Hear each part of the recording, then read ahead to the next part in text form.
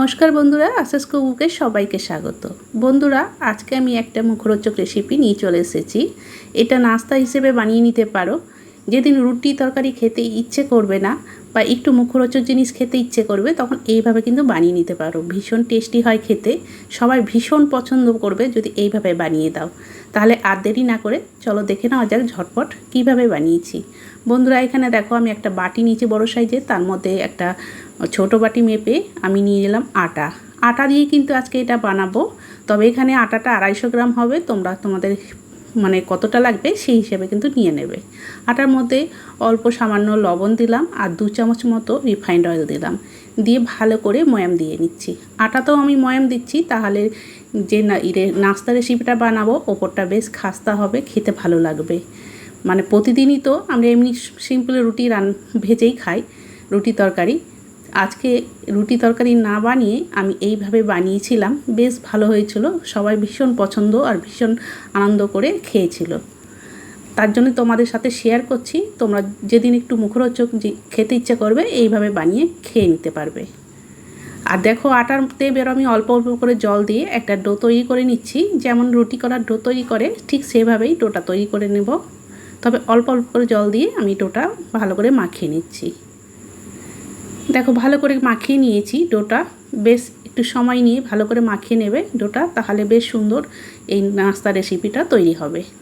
এবার এটা আমি ঢাকা দিয়ে কিছুক্ষণ সময়ের জন্য রেখে দেব।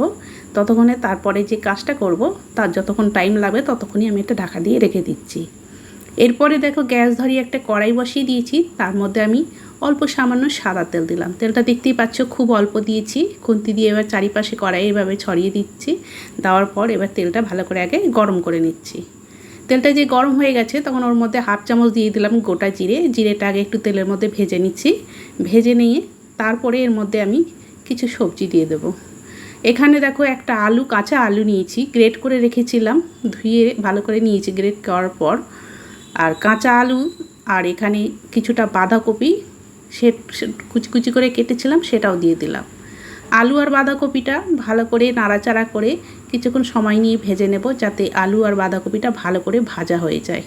বন্ধুরা, এখানে আমি আরও পরে কিছু সবজি দেব। তো প্রথম আমি আলু আর বাঁধাকপিটা আগে দিয়ে দিলাম, দিয়ে আগে একটু ভেজে নিচ্ছি, কারণ এগুলো একটু ভাজতে সময় লাগবে, একটু সেদ্ধ হতেও সময় লাগবে।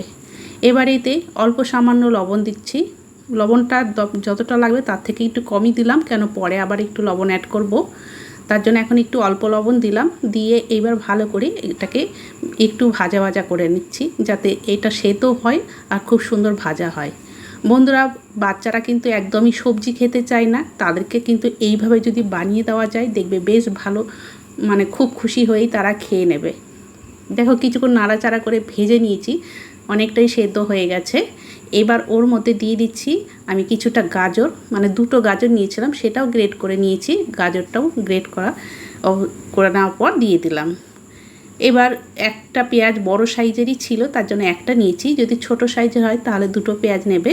পেঁয়াজ কুচি দিলাম আর 1 চামচ আদা গ্রেট করে নিচে দিলাম, আর ঝালের জন্য কিছুটা কাঁচা লঙ্কা কুচি দিলাম।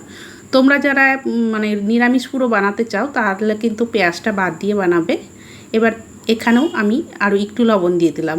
আগে এই জন্যই আমি একটু কম দিয়েছিলাম, যে গাজরটা দেবো তখন একটু লবণ লাগবে, তাই দিয়ে দিলাম। আর অল্প একটু হলুদ গুঁড়ো দিলাম। দিয়ে আবারও কিছুক্ষণ সময় নিয়ে নাড়াচাড়া করে ভালো করে এটাকে বেশ কিছুক্ষণ রান্না করে নেব। বন্ধুরা, এটা আমার ঠাকুমা ছোটোবেলায় যখন ছিলাম তখন বানিয়ে দিত, সেটাই আজকে তোমাদের সাথে শেয়ার করছি। হঠাৎ মনে পড়লো এইভাবে সেই ছোটোবেলায় খেয়েছি, বানিয়ে দেখি। কিন্তু বাড়ির সবাই বলল বেশ সুন্দর হয়েছে, পুরোনো দিনের রান্না দেখবে বেশ ভালো লাগে খেতে। দেখো, বেশ সুন্দর কিন্তু আমার এখানে সবগুলো ভাজা ভাজা করা হয়ে গেছে, সেটাও কিন্তু খুব সুন্দর হয়ে গেছে। এবার অল্প একটু ধনেপাতা কুচি দিলাম আর একদম অল্প সামান্য দিলাম গরম মশলার গুঁড়ো, কারণ এখানে বেশি কিছু কিন্তু মশলা ইউজ করিনি। আর চটপটা স্বাদ হবে তার জন্য আমি 1 চামচ দিয়ে দিলাম লেবুর রস, এতে বেশ সুন্দর টেস্টটা হবে, তাই লেবু রসটা দেবে। আর যদি লেবু রস হাতের কাছে না থাকে তাহলে কিন্তু চাট মশলাও দিতে পারো বা আমচুর পাউডারও দিতে পারো। গ্যাসের হিটটা কিন্তু অফ করে দিয়েছি। তারপরে আমি সবগুলো ভালো করে নাড়াচাড়া করে মিশিয়ে নিচ্ছি। লেবু দেওয়ার পর কিন্তু গ্যাস আর জ্বালিয়ে রেখে নাড়াচাড়া করবে না, তাহলে তেতো হয়ে যেতে পারে। তার জন্য গ্যাসের হিটটা অফ করে নাড়াচাড়া করে ভালো করে মিশিয়ে নেওয়ার পর আমি একটা প্লেটের মধ্যে নিয়ে নিচ্ছি। খুব সুস্বাদুভাবে একটা পুর তৈরি করা হয়ে গেল, আর খুব সহজভাবেই। এর সাথে কিন্তু তোমরা আরও যে অনেক কিছু সবজি মেশাতে পারো, তবে আমার হাতের কাছে যেগুলো ছিল সেগুলো দিয়েই বানিয়ে নিলাম। এবার এটা ঠান্ডা করতে রেখে দিলাম কিছুক্ষণ। তারপরে এই যে ডোটা তৈরি করে রেখেছিলাম সেটা ঢাকা খুলে আবারও একটু মেখে নিতে হবে, তাহলে বেশ সুন্দর তৈরি হবে। আরও একটু বেশ কয়েক সেকেন্ড এইভাবে মেখে নিলাম। তারপরে দেখো এটা থেকে লেচি কেটে নিচ্ছি, রুটি করি ঠিক সেই সাইজ করে আমি লেচিগুলো কেটে নিচ্ছি। তবে বন্ধুরা, আমরা দেখতে দেখতে যারা এত দূর চলে এসেছো, অবশ্যই কিন্তু তোমরা একটা লাইক দিতে যদি ভুলে থাকো লাইক দিয়ে দেবে। আর যদি আজকের এই রেসিপিটা ভালো লেগে থাকে তাহলে বন্ধু ফ্যামিলি সবার সাথে কিন্তু বেশি বেশি করে শেয়ার করে দেওয়ার অনুরোধ রইল। সবগুলো লেচি ভালো করে গোল করে নিয়েছি। তারপরে দেখো একটা ব্যালন চাকি নিয়ে নিলাম। এবার অল্প একটু শুকনো আটা ছড়িয়ে দিয়ে একটা করে লেচি আগে রুটির মতো করে বেলে নিচ্ছি। যেমন রুটি ভাজি রুটি করার বেলতে হয় ঠিক সেইভাবেই কিন্তু বেলে নিতে হবে। একটা আমার এখানে বেলা হয়ে গেল, দেখো আমি এটাকে রেখে দিচ্ছি। রেখে দিয়ে আরও একটা বেলে নেব। তবে যে সমস্ত বন্ধুরা আমার এই ভিডিও দেখছো, তোমরা যদি কেউ নতুন হয়ে থাকো অবশ্যই কিন্তু চ্যানেলটিকে সাবস্ক্রাইব করে রেখে আমার পাশে থাকার অনুরোধ রইল।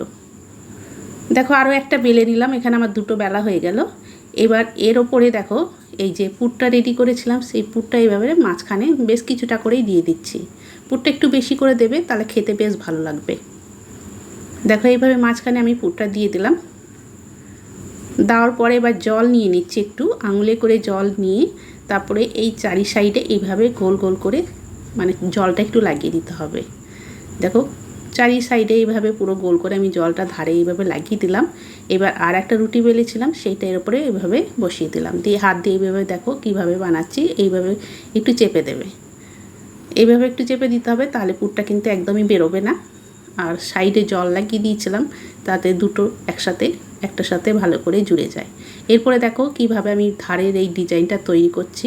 দেখো এইভাবে একটা আঙুল দিয়ে চেপে আর একটা এইভাবে উল্টে উল্টে ভাঁজ করে দিতে হবে, তাহলে কিন্তু ডিজাইনটা খুব সুন্দর তৈরি হবে। খুব সহজ, অথচ দেখতে ভীষণ সুন্দর। একটু নতুন ধরনের ডিজাইন করে একটু আলাদাভাবে বানাবে, দেখবে যে কোনো জিনিস খেতে কিন্তু ভালো লাগে। দেখতে ভালো হলেই খেতে কিন্তু খুবই ইচ্ছে জাগে সবার, আর খুব ভালো লাগে। এইভাবে বানিয়ে দেবে, ছোটরাও ভীষণ পছন্দ করবে। তারা সবজি খায় না কিন্তু খুশি খুশি এটা খেয়ে নেবে। দেখতে পেলে আমি কত সুন্দরভাবে চারিদিকে ডিজাইনটা তৈরি করলাম। তারপরে দেখো কত সুন্দর হয়েছে, দেখো একটা তৈরি হয়ে গেল।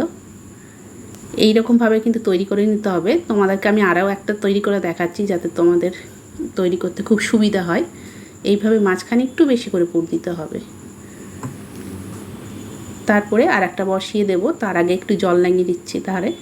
এইভাবে জলটা অবশ্যই লাগাতে হবে, তাহলে আর একটা এর উপরে রুটি বসাবো যাতে দুটোই একসাথে ভালো করে সেট হয়ে যায়। আর এইভাবে হাত দিয়ে একটু চেপে দিতে হবে। চেপে দেওয়ার পর তারপরে ধারটা দেখো এই যে এইভাবে খুব সহজ এইভাবে উল্টে উল্টে ভাঁজ করে দিতে হবে। এটা সকালে ব্রেকফাস্টে হোক কিংবা বিকেলে নাস্তা হিসেবে এটা বানিয়ে নিতে পারো, ভীষণ ভালো লাগবে খেতে। যেদিন একটু এরকম মুখরোচক খেতে ইচ্ছে করবে এইভাবে বানিয়ে নিতে পারো। রুটি সবজি বা রুটি তরকারি যাই বানাও, রোজ রোজ একই রকম না খেয়ে এইভাবে যদি বানিয়ে খাও তাহলে বেশ ভালো লাগবে। দেখো আরও একটা আমার তৈরি করা হয়ে গেল। এইভাবে কিন্তু হাতে একটু চেপে দেবে, তাহলে আর খুলবে না। দেখো হয়ে গেছে, এবার আমি ভেজে নেব। তার জন্য গ্যাস ধরিয়ে একটা ফ্রাইং প্যান বসিয়ে দিয়েছি। এতে কিছুটা সাদা তেল দিলাম। এই তেলেই কিন্তু বেশ কয়েকটা ভাজা হয়ে যাবে, খুব একটা বেশি তেল লাগবে না। হালকা তেলটা গরম হয়ে যাওয়ার পরে কিন্তু দিয়ে দিলাম দিয়ে মিডিয়াম টু লো হিটেই রেখেছি। তারপরে এইভাবে কিছুক্ষণ একদিক ভেজে নেব। একদিকে একটু ভেজে নেওয়ার পর তারপরে উল্টে দিতে হবে। দেখো কিছুক্ষণ পর যখন একদিক ভাজা বুঝতেই পারবে একদিক কতক্ষণ ভাজা হচ্ছে, তারপরে উল্টে দেবে। দেখো উল্টে দিলাম। এইভাবে দুদিক উল্টে পাল্টে বেশ ভালো করে লাল করে ভেজে নিতে হবে। দেখো কতটা সুন্দর আস্তে আস্তে কালার হয়ে যাচ্ছে। এইভাবে উল্টে পাল্টে ভালো করে ভেজে নেবে। আর সাইডগুলো এইভাবে একটু চেপে চেপে দেবে, কেন ডিজাইন করেছি সাইডগুলো, তাই একটু এইভাবে চেপে চেপে দিলে সাইডটাও কিন্তু খুব সুন্দরভাবে ভাজা হয়ে যাবে। ভীষণ টেস্টি হয় বন্ধুরা, তোমরা কিন্তু অবশ্যই একবার এভাবে বানিয়ে দেখো, দেখবে ভীষণ ভালো লাগে খেতে। আর দেখতেও খুব সুন্দর, আর খেতেও বেশ মুখরোচক। দেখো একটা আমার ভাজা হয়ে গেল। এইভাবে কাত করে তেলটা যেটা আছে সেটা ঝরিয়ে নিচ্ছি, তারপর এটাকে তুলে নিচ্ছি। দেখো অনেকটাই তেল আছে, তেল কিন্তু বেশি লাগছে না। এই তেলে কিন্তু বেশ কয়েকটা আমার ভাজা হয়ে যাবে। আরও একটা দিয়ে দিলাম। এইভাবে আমি কয়েকটা ভেজে নেব। ভেজে নেওয়ার পরে এবার তোমাদের সার্ভ করে দেখাচ্ছি। দেখো কতটা সুন্দর হয়েছে, ভীষণ লোভনীয় হয়েছে, তেমনি খেতেও কিন্তু দুর্দান্ত হয়েছিল। মাঝখানের পুরটা কিন্তু ভীষণ টেস্টি হয়েছিল বন্ধুরা। এইভাবে কিন্তু তোমরা বানিয়ে খেতে পারো, ভীষণ ভালো লাগবে, সবাই ভীষণ পছন্দ করবে। তাহলে বন্ধুরা আজকের আমার এই নাস্তা রেসিপি তোমাদের কেমন লাগলো কমেন্ট করে কিন্তু অবশ্যই জানাবে। আর তোমরাও কিন্তু অবশ্যই এইভাবে বানিয়ে খেও। তাহলে বন্ধুরা আজকের মতো আমি এখানেই শেষ করব। তবে শেষ করার আগে বলছি বন্ধুরা, এখনকার হাইপ অপশান আছে, তোমরা কিন্তু অবশ্যই হাইপ একটা করে দিও। আর এই যে দেখতে পাচ্ছ ধারের ডিজাইনটা বেশ সুন্দর দেখাচ্ছে। আর এটা যদি বাচ্চাদের টিফিনে দিতে চাও তাহলে বাচ্চারা তো এত বড়টা খেতে পারবে না, তার জন্য ওদেরকে আমি দেখিয়ে দিচ্ছি কীভাবে দেবে। একটা নিয়ে নিলাম আর একটা প্লেটে, তারপরে এটাকে একটা চাকু নিয়ে আমি পিস পিস করে কেটে নিচ্ছি। তাহলে বাচ্চাদের খেতে সুবিধা হবে, কেন এত বড়টা তো বাচ্চাদের খেতে খুব অসুবিধা হবে, তার জন্য একটু ছোট সাইজ করে দিলে বাচ্চাদের খেতে খুব সুবিধা হবে। এইভাবে কেটে নেবে, কেটে নিয়ে তারপরে দেখবে খেতেও সুবিধা হবে আর দেখতেও বেশ ভালো লাগছে। মানে এত টেস্টি, বাচ্চারাও দেখে বেশ মজা করেই খাবে। তাহলে বন্ধুরা আজকের মতো আমি এখানে শেষ করছি। আবার একটা নতুন রেসিপির সাথে দেখা হবে তোমাদের সঙ্গে। সবাই ভালো থেকো, সুস্থ থেকো, সবাইকে অনেক অনেক ধন্যবাদ।